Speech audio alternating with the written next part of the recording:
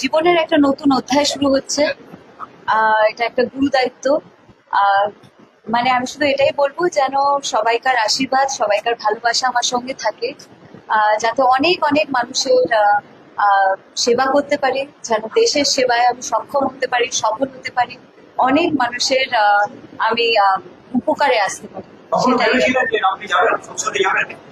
আহ, আমি যে কখনো ভেবেছিলাম তেমন নয়, কিন্তু আমি অনেকদিন আগে থেকেই দেখুন, এটা তো একটা মহৎ দায়িত্ব।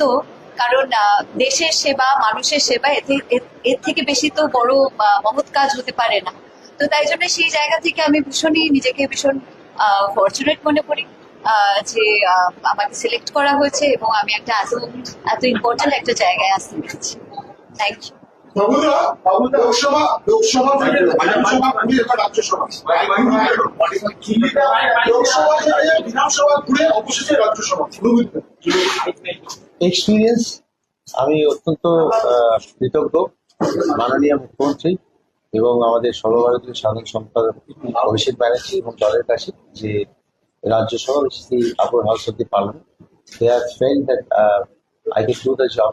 আমি এখানে একনিষ্ঠতার সঙ্গে কাজ করতে পারবো। It's a new feeling. আর কি বলবো, দেখুন, অ্যাজ এ পারফর্মার, যেমন আপনি একটা স্টেজে গেলে, লোকে, যখন আমি পলিটিক্সে এসেছিলাম সেই ধারণাটা এখনো তাই, একটা স্টেজে গেলে আপনাকে মানুষ গানের রিকোয়েস্ট করে, এই গানটা গান, সেই গানটা গান। That's a stage platform for performance. এটাও একটা প্ল্যাটফর্ম ফর পারফরমেন্স, খালি যে রিকোয়েস্টের ধরন, the type of request, that changes. এর একটু বলে এই রাস্তাটা করে দিন, বা এই স্কুলটা একটু, এখানে আপনার কিছু ফান্ড থাকা দরকার। তো মানুষের টাকায় যে কাজ হয় এখানে, আর দুটোই প্রিপেড। আগে ভোটে জেতাতে হয়, তারপরে সে কাজ কিরকম করছে সেটা দেখতে হয়। এটাও প্রিপেড। আগে আমাকে দল মনোনীত করলো, এরপরে আমার কাজটা কিরকম হবে সেটা মানুষ বিচার। So I keep it simple in that manner. I'm very thankful.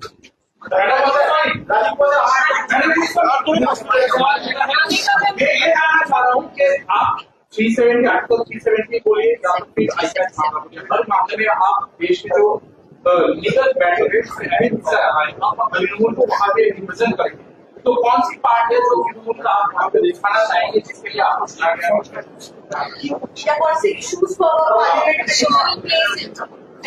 I think firstly, it's a great honor.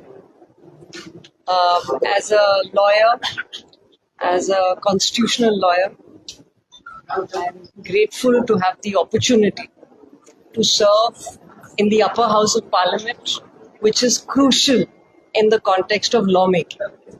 And I thank the Honorable Chief Minister and Trinamool Congress for giving me this opportunity.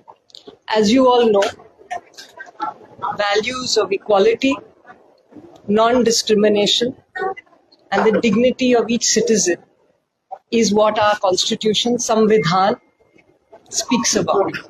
And it will be my endeavor to uphold those values every single day in Parliament and to ensure that laws comply with that.